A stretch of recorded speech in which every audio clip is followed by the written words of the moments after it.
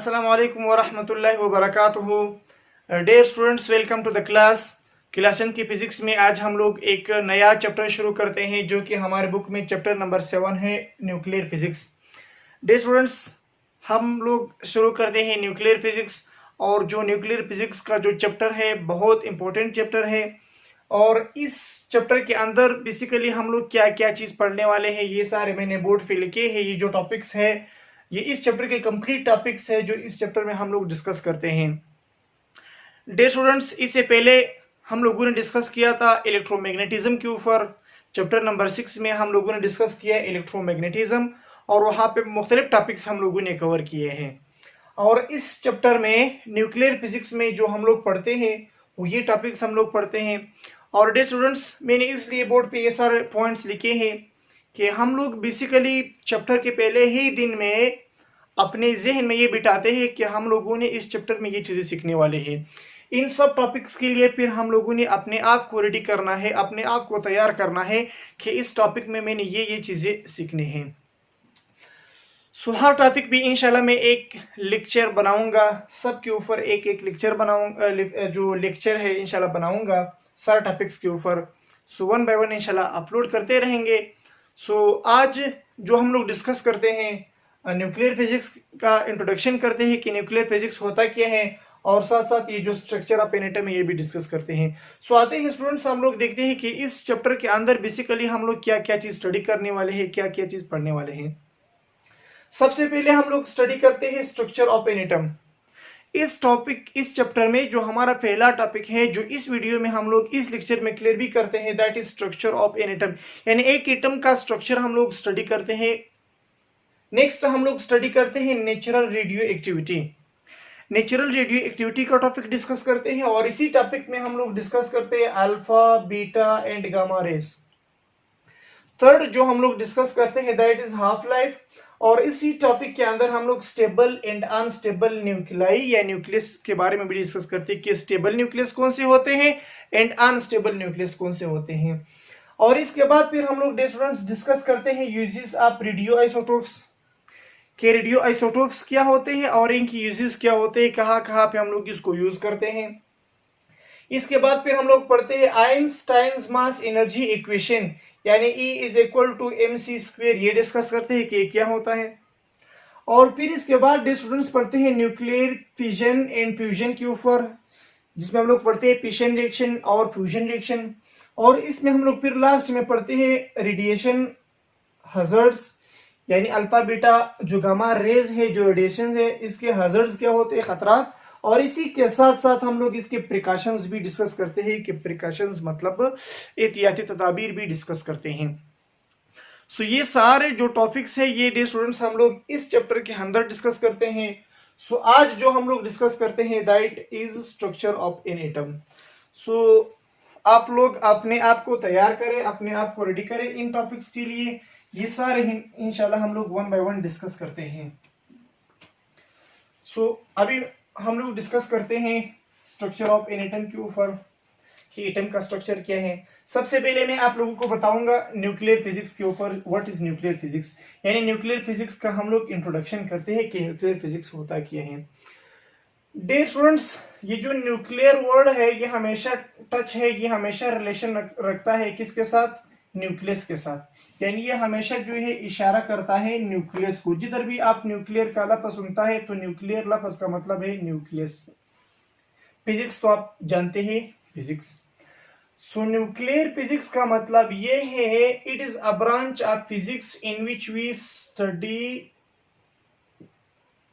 About nucleus of an atom, nucleus of an atom. Dear students, हमारे पास nuclear physics का वो branch होता है जिसमें हम लोग किसी भी एटम के न्यूक्लियस के बारे में स्टडी करते हैं। यानी हम लोग इस ब्रांच में स्टडी करते हैं structure of nucleus, structure of nucleus. मुख्तलिफ एटम्स जो होते हैं इनके अंदर न्यूक्लियस होते हैं, हर एटम के अंदर न्यूक्लियस होता है। और जो मुख्तलिफ एटम्स है इसके न्यूक्लियस के अंदर मुख्तलिफ नंबर्स ऑफ प्रोटॉन और न्यूट्रॉन्स पाए जाते हैं, ये हम लोग स्टडी करते हैं, यानी इसका स्ट्रक्चर स्टडी करते हैं। And reactions of nucleus, reactions of nucleus, nucleus के रिएक्शंस स्टडी करते हैं कि न्यूक्लियस के कौन कौन से रिएक्शंस होते हैं। अभी तक जो रिएक्शंस हम लोग स्टडी करते थे वो हम लोग एटम्स के बीच में स्टडी करते थे। हमारे पास जो रिएक्शंस है वो न्यूक्लियस भी रिएक्शन करता है, जो हमारे पास फिशन और फ्यूजन इसके एग्जांपल्स है।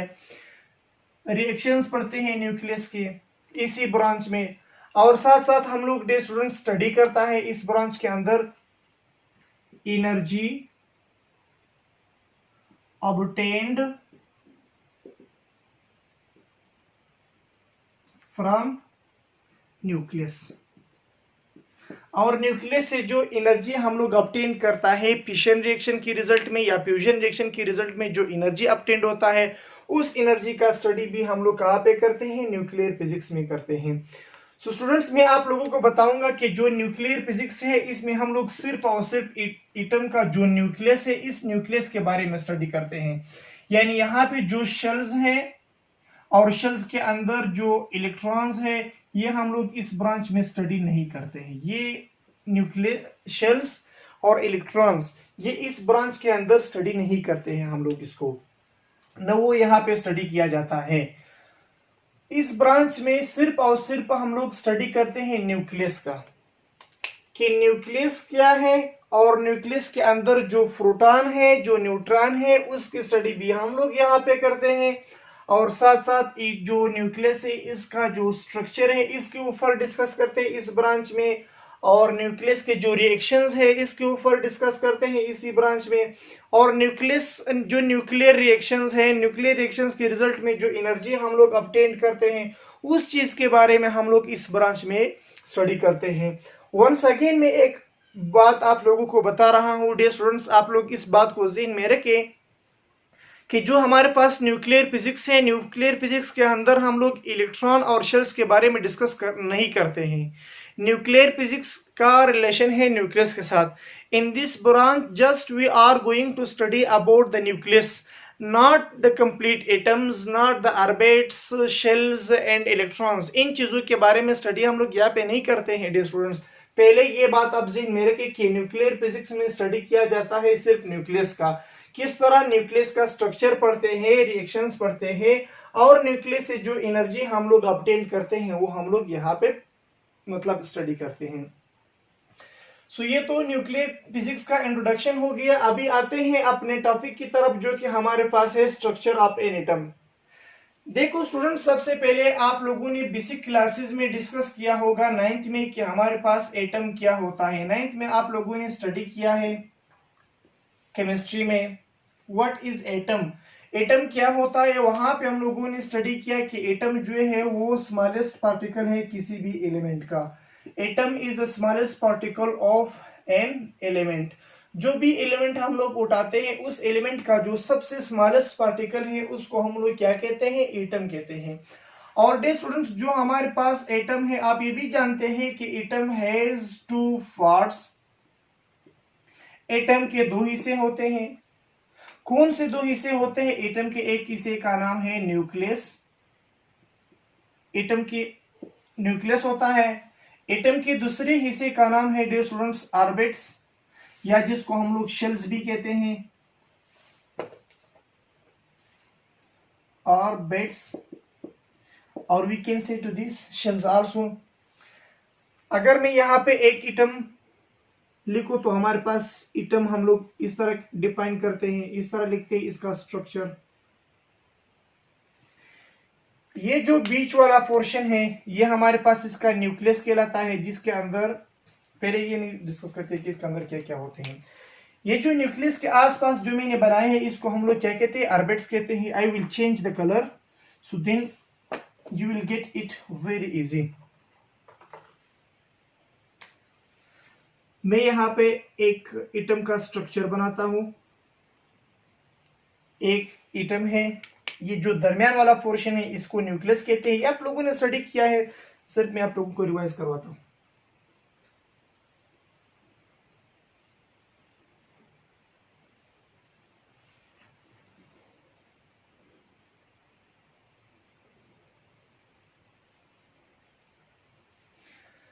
एटम के दो हिस्से होते हैं। Atom has two parts. Atom is the smallest particle of an element. Atom has two parts. Atom के दो हिस्से होते हैं। एक बीच वाला हिस्सा है जो मैंने ब्लू कलर से लिखा है, ये वाला, इसको हम लोग क्या कहते हैं? न्यूक्लियस कहते हैं। इस पोर्शन को हम लोग न्यूक्लियस कहते हैं। एक इसके आसपास जो होते हैं, जो मैंने ग्रीन कलर से लिखे हैं, इसको हम लोग क्या कहते हैं? इसको हम लोग कहते हैं ऑर्बिट्स। ऑर्बिट्स। और ये जो बीच में होता है इसको हम लोग कहते हैं न्यूक्लियस। और डियर स्टूडेंट्स, आप लोग ये भी जानते होंगे कि एटम हैज 3 सब एटॉमिक पार्टिकल्स। जो सब एटॉमिक पार्टिकल्स हैं वो एटम के पास कितने हैं? 3 हैं। एटम हैज 3 सब एटॉमिक पार्टिकल्स। एटम के पास जो है वो सब एटॉमिक पार्टिकल्स 3 हैं। इनमें से एक हमारे पास है इलेक्ट्रॉन। इनमें से एक हमारे पास है डियर स्टूडेंट्स प्रोटॉन। इनमें से एक हमारे पास है न्यूट्रॉन। जो इलेक्ट्रॉन है डियर स्टूडेंट्स, इलेक्ट्रॉन्स हमारे पास ये जो शेल्स है जिसको हम लोग कहते हैं के, L shell, M shell, N shell. जो इलेक्ट्रॉन्स है वो शेल्स में क्या करता है? रिवोल्यूशन करता है। इस तरह रिवोल्यूशन करता है, हर ऑर्बिट्स में पाए जाते हैं। और जो प्रोटॉन और न्यूट्रॉन है वो कहाँ पे पाए जाते हैं? They are in nucleus. They are present inside the nucleus. जो प्रोटॉन है और जो न्यूट्रॉन है वो कहाँ पे पाए जाते हैं? वो न्यूक्लियस के अंदर पाए जाते हैं। ये मैंने आपको बेसिक बताया कि एटम क्या होता है। स्मॉलेस्ट पार्टिकल है एक एलिमेंट का। और जो एटम है उसके दो हिस्से होते हैं। एक बीच वाला हिस्सा है जिसको हम लोग न्यूक्लियस कहते हैं। एक एटम के आसपास वाला जो हिस्सा है जिसको ऑर्बिटल्स कहते हैं, या जिसको हम लोग कहते हैं शेल्स, ऑर्बिट्स। इसके अंदर इलेक्ट्रॉन पाए जाते हैं। और जो हमारे पास एटम है, हर एटम के पास क्या होते हैं? 3 सब एटॉमिक पार्टिकल्स कहते हैं। और इसको समटाइम्स हम लोग फंडामेंटल पार्टिकल भी कहते हैं, या फंडामेंटल पार्टिकल बोलते हैं, या इसको सब एटॉमिक पार्टिकल बोलते हैं। जो हमारे पास सब एटॉमिक पार्टिकल्स हैं वो एटम के पास 3 हैं। इनमें से एक इलेक्ट्रॉन है, प्रोटॉन है एंड न्यूट्रॉन है। जो ये कहाँ पे पाए जाते हैं? ये जो प्रोटॉन और न्यूट्रॉन है ये न्यूक्लियस के अंदर है, वहां पे ये मूवमेंट नहीं करते हैं। और ये जो हमारे पास इलेक्ट्रॉन्स है ये आसपास क्या करता है? रिवोल्यूशन करता है। अगर मैं आप लोगों को ये जो सब एटॉमिक पार्टिकल्स हैं इसके चार्जेस के बारे में बता दूं कि इसके ऊपर कौन कौन से चार्जेस होते हैं। चार्जेस ऑन सब एटॉमिक पार्टिकल्स। सब एटॉमिक पार्टिकल्स के ऊपर कौन से चार्जेस होते हैं? डियर स्टूडेंट्स, हमारे पास जो इलेक्ट्रॉन है जिसको हम लोग ई से रिप्रेजेंट करते हैं, ई के सर पे हम लोग माइनस का सिंबल लगाते हैं। इलेक्ट्रॉन के ऊपर जो है डियर स्टूडेंट्स माइनस चार्ज है। जो प्रोटॉन है डियर स्टूडेंट्स, प्रोटॉन के ऊपर हमारे पास जो है वो पॉजिटिव चार्ज है। जो न्यूट्रॉन है that is electrically neutral. Neutron हमारे पास क्या है? इलेक्ट्रिकली न्यूट्रल है, यानी इसके ऊपर कोई भी चार्ज नहीं पाया जाता है।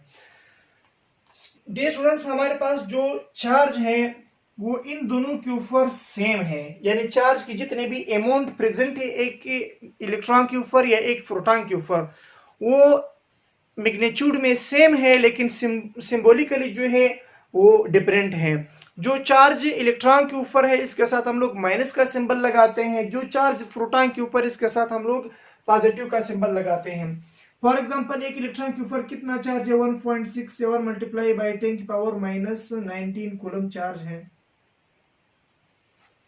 अब देखिए प्रोटॉन के ऊपर भी इतना ही चार्ज है, लेकिन इलेक्ट्रॉन के केस में हम लोग यहाँ पे माइनस का सिंबल लगाते हैं। प्रोटॉन के केस में यहाँ पे हम लोग प्लस का सिंबल लगाते हैं, क्योंकि प्रोटॉन के पास पॉजिटिव चार्ज है, इलेक्ट्रॉन के पास नेगेटिव चार्ज है। ये होता है ऐसा क्यों? ये इनका इंट्रिंसिक प्रॉपर्टी है। इसके ऊपर ऑलरेडी हम लोगों ने इलेक्ट्रोस्टैटिक के चैप्टर में पहला लेक्चर में डिस्कस किया है कि होता इस तरह क्यों है।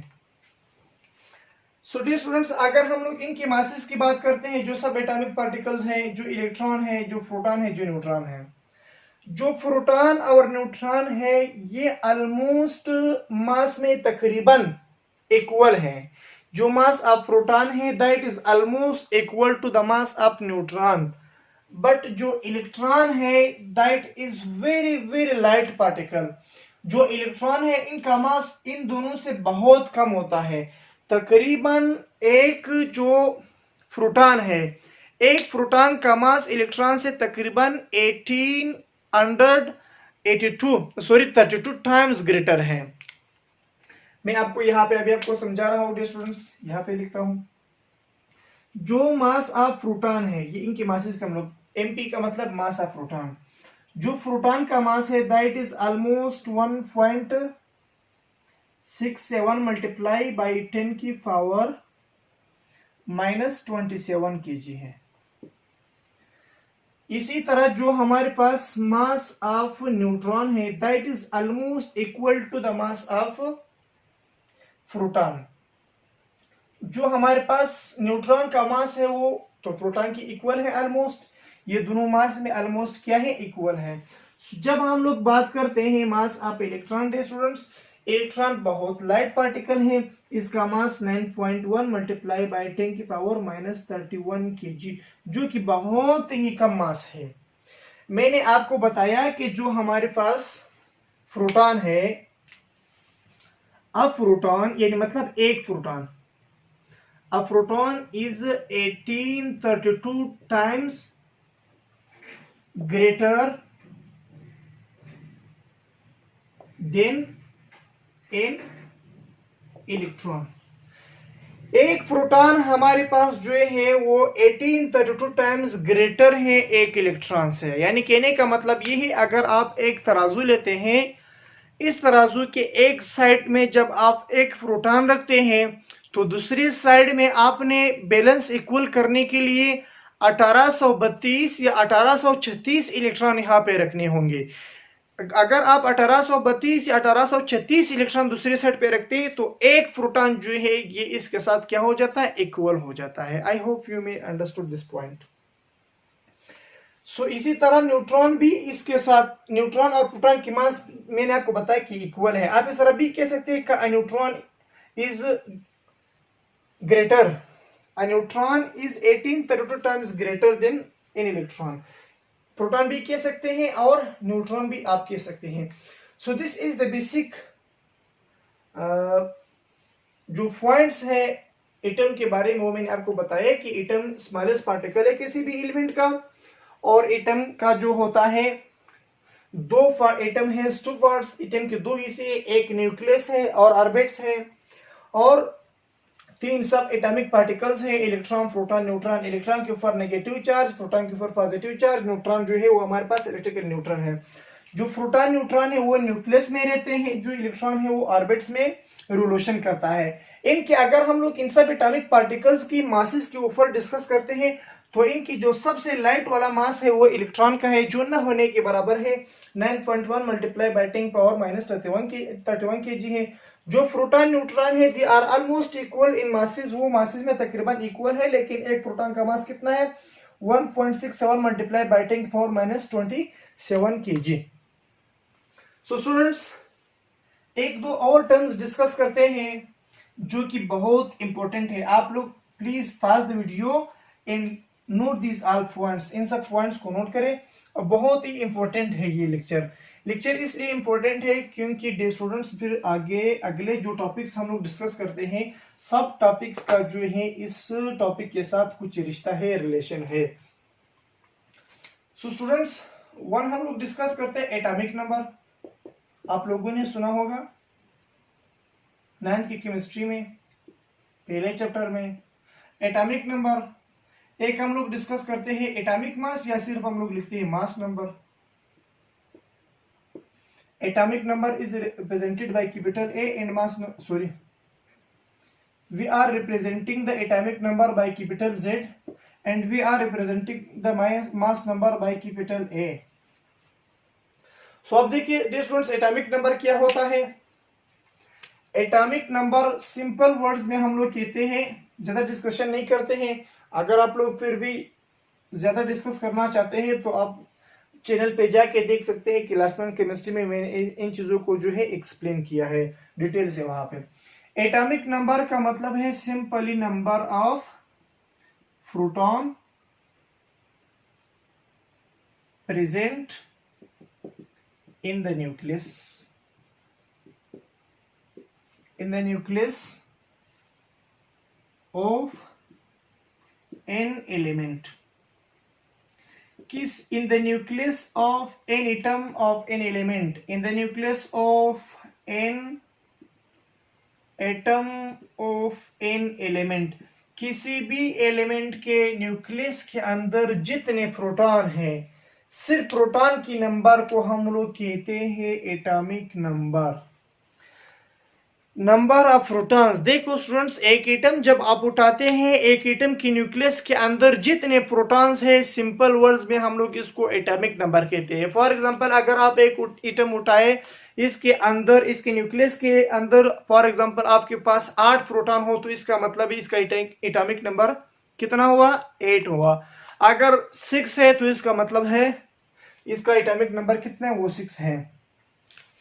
फॉर एग्जांपल में जो ऑक्सीजन है, ऑक्सीजन का जो एटॉमिक नंबर है वो हमारे पास कितना है? That is 8। एटॉमिक का, ऑक्सीजन का एटॉमिक नंबर 8 है। तो इसका मतलब ये है कि अगर आप एक एटम उठाए ऑक्सीजन का, तो इसके न्यूक्लियस के अंदर कितने प्रोटॉन होते हैं? 1 2 3 4 5 6 7 8।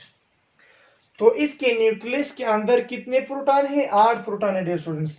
इसी तरह फॉर एग्जांपल जब हम लोग कार्बन की देखते हैं, तो कार्बन की एटॉमिक नंबर 6 है। ये एटॉमिक नंबर को हम लोग यहाँ पे लिखते हैं, लेकिन मैंने सिर्फ आप लोगों को समझाने के लिए यहाँ पे लिखा।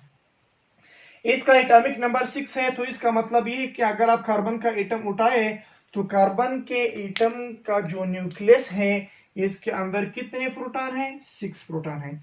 सो नंबर ऑफ प्रोटॉन को हम लोग क्या कहते हैं? एटॉमिक नंबर, जो कि हम लोग इसको रिप्रेजेंट करते हैं Z से। सही है। इसी तरह हमारे पास जो मास नंबर है वो क्या होता है? मास नंबर भी बहुत इजी है। मास नंबर को हम लोग इस तरह डिफाइन करते हैं कि number of protons and neutrons.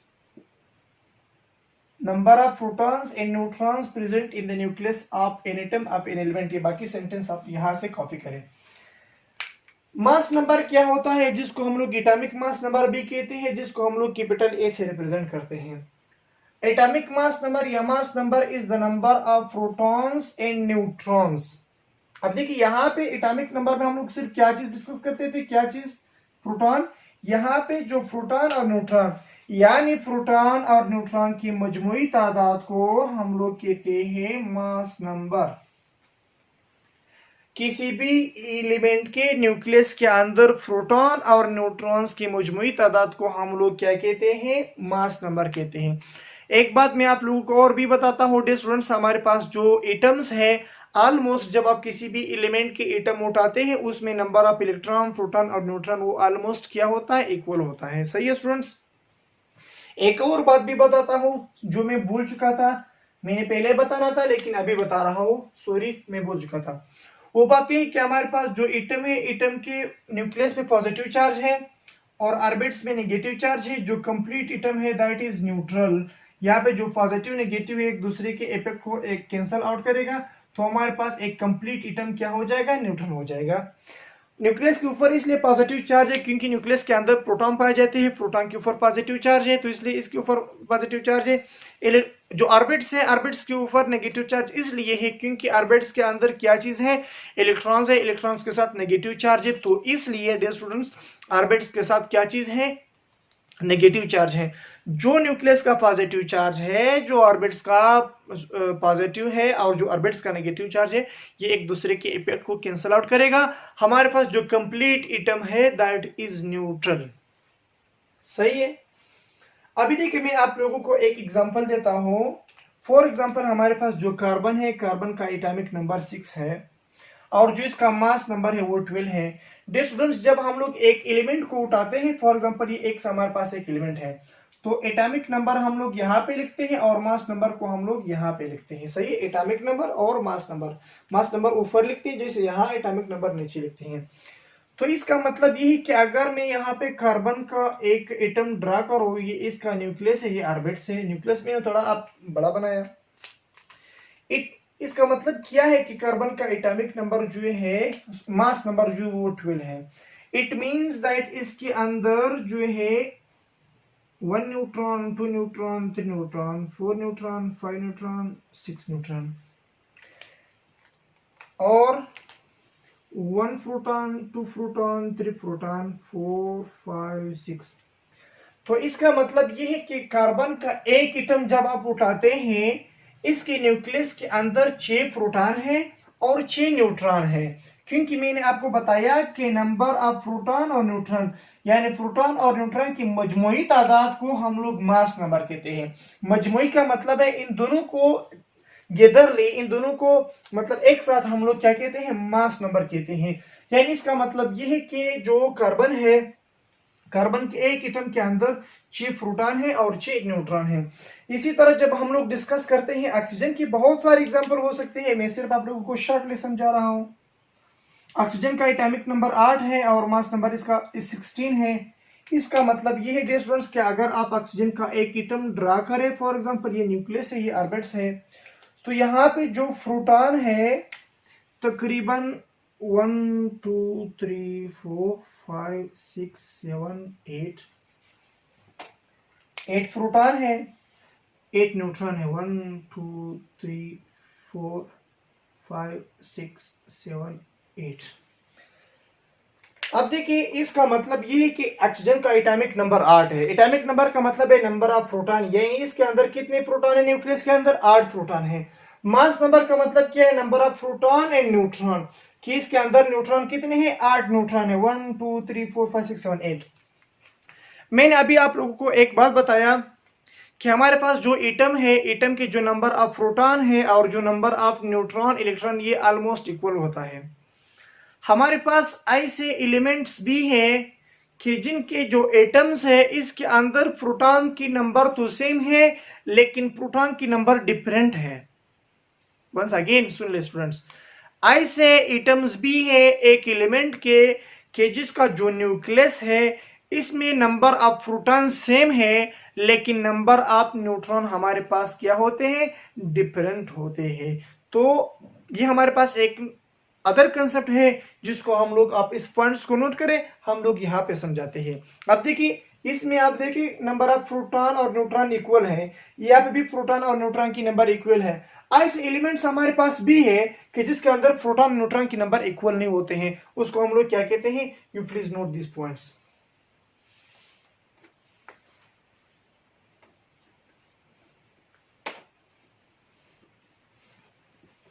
Next term जो हम लोग डिस्कस करते हैं dear students, that is isotopes. ये सारे बेसिक पॉइंट्स है, आप लोगों ने इसको सीखना होगा जरूरी, स्पेशली ये आइसोटोप्स। आइसोटोप्स क्या होता है, आइसोटोप्स हमारे पास वो एलिमेंट्स है, elements which have same atomic number but different mass number। मैंने आपको अभी बताया कि एटॉमिक नंबर मतलब number of protons, mass number मतलब number of protons and neutrons. Dear students हमारे पास ये यहाँ पे जो दो एग्जांपल मैंने दिए ऑक्सीजन और कार्बन का, वहां पे जब हम लोगों ने देखा कि हमारे पास जो प्रोटॉन और न्यूट्रॉन, वो प्रोटॉन और न्यूट्रॉन की जो नंबर्स है, जो तादाद थे, वो इक्वल आ रहे थे। असल में हमारे पास ऐसे एलिमेंट्स भी है कि जिसमें number of protons, atomic number जिसको हम लोग कहते हैं, वो सेम है लेकिन मास नंबर जो है, यानी नंबर ऑफ न्यूट्रॉन्स जो है, वो क्या होते हैं, वो डिफरेंट होते हैं। नंबर ऑफ प्रोटॉन्स और न्यूट्रॉन्स जो है वो इक्वल नहीं है।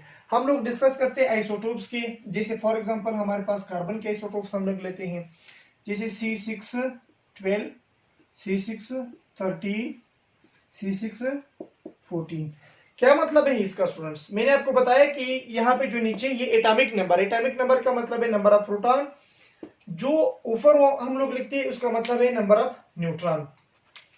यहाँ पे अगर मैं ये एटम्स का स्ट्रक्चर बनाऊं और इस एटम का स्ट्रक्चर में यहाँ पे बनाता हूं और इस एटम का स्ट्रक्चर में यहाँ पे थोड़ा इसका न्यूक्लियस बढ़ाता हूं मैं, ताकि आप लोगों को अच्छी तरह से समझ आ जाए। तो इसका मतलब क्या है 6 का? यानी इसका मतलब ये दे हैव 6 प्रोटॉन।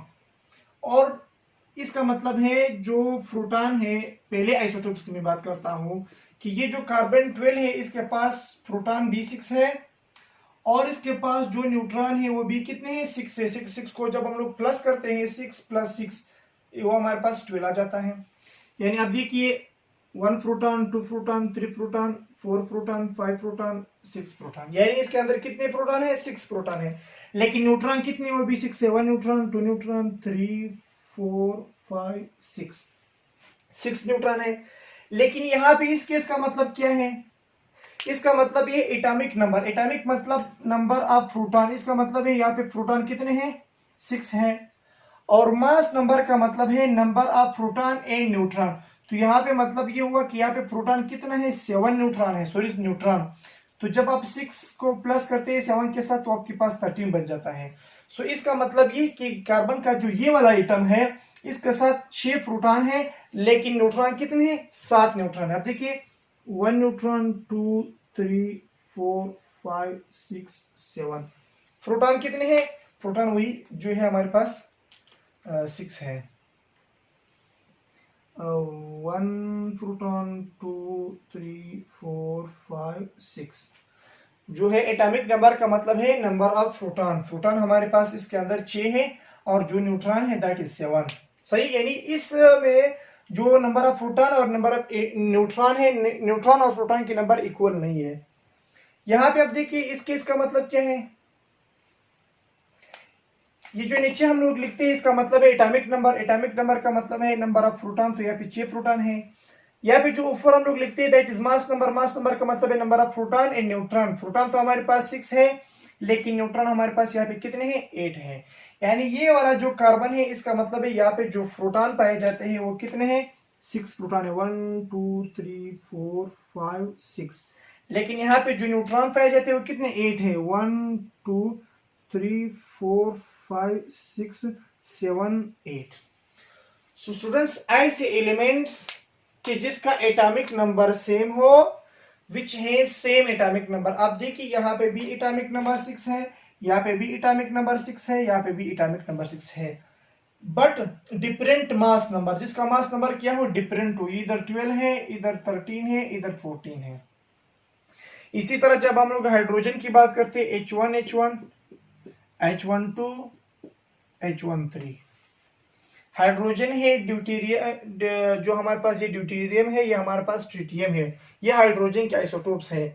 यहाँ सब में जो प्रोटॉन है, इधर भी 1 प्रोटॉन है, इधर भी जो प्रोटॉन है दैट इज 1, इधर भी जो प्रोटॉन है दैट इज 1। यहाँ पे जो न्यूट्रॉन है वो 1 न्यूट्रॉन है, यहाँ पे जो न्यूट्रॉन है वो 2 न्यूट्रॉन पाए जाते हैं। सॉरी, यहाँ पे न्यूट्रॉन नहीं है, यहाँ पे न्यूट्रॉन नहीं है। अब देखिए जब आप 1 0 प्लस करें वो आपके पास 1 आता है। नंबर ऑफ प्रोटॉन न्यूट्रॉन की मजमूई तादाद को हम लोग मास नंबर कहते हैं। यहाँ पे जो 1 प्रोटॉन है और 1 न्यूट्रॉन है, यहाँ पे जो 1 प्रोटॉन है और जो न्यूट्रॉन है वो कितने हैं? 2 दाने हैं। सो इसको हम लोग क्या कहते हैं? आइसोटोप्स कहते हैं। ये हाइड्रोजन के आइसोटोप्स है, ये ऑक्सीजन सॉरी ये कार्बन के आइसोटोप्स है। सो ऐसे एलिमेंट्स जिनका एटॉमिक नंबर सेम हो लेकिन मास नंबर डिफरेंट हो, इसको हम लोग क्या कहते हैं? इसको हम लोग कहते हैं आइसोटोप्स। सो स्टूडेंट्स, आज के लिए इतना ही काफी है कि आज हम लोगों ने एक तो न्यूक्लियर फिजिक्स का इंट्रोडक्शन किया कि न्यूक्लियर फिजिक्स में हम लोग न्यूक्लियस के बारे में स्टडी करते हैं, और साथ साथ ये भी डिस्कस किया कि A structure of an atom, atom क्या होता है? एटम जो है किसी भी एलिमेंट का स्मॉलेस्ट पार्टिकल है। इसके दो हिस्से हैं, न्यूक्लियस और ऑर्बिट्स। और न्यूक्लियस के अंदर प्रोटॉन न्यूट्रॉन पाए जाते हैं और जो ऑर्बिट है इसके ऊपर इलेक्ट्रॉन पाए जाते हैं। और 3 सब एटॉमिक पार्टिकल्स है, electron proton and neutron. Electron के ऊपर जो है वो हमारे पास नेगेटिव चार्ज है, प्रोटॉन के ऊपर पॉजिटिव है, न्यूट्रॉन जो है न्यूट्रल है। सही है, इन्हीं की वजह से न्यूक्लियस के ऊपर पॉजिटिव चार्ज है प्रोटॉन की वजह से, और जो ऑर्बिट्स है इसके ऊपर नेगेटिव चार्ज है इलेक्ट्रॉन की वजह से। लेकिन कंप्लीट एटम हमारे पास जो है वो स्टेबल है। वो इसलिए स्टेबल है क्योंकि पॉजिटिव नेगेटिव एक दूसरे के इफेक्ट को कैंसिल आउट करेगा, खत्म करेगा। फिर हम लोगों ने एटॉमिक नंबर पढ़ा। एटॉमिक नंबर का मतलब है नंबर ऑफ प्रोटॉन्स, और जो मास नंबर है, मास नंबर का मतलब number of protons in neutrons. और फिर हम लोगों ने आइसोटोप्स पढ़ा। आइसोटोप्स का मतलब है वो एलिमेंट्स जिसका एटॉमिक नंबर सेम आ रहा हो और मास नंबर जो है डिफरेंट आ रहा हो, इसको हम लोग आइसोटोप्स कहते हैं। तो आज के लिए इतना ही काफी है। ये जो लेक्चर है इसको जरूर आप लोग देख ले, इसको जरूर आप लोग जो है इन पॉइंट्स को नोट करें, याद करें, क्योंकि नेक्स्ट जो लेक्चर्स हम लोग डिस्कस करते हैं उन लेक्चर्स का इसके साथ बहुत गहरा ताल्लुक है। Thanks for watching my lecture.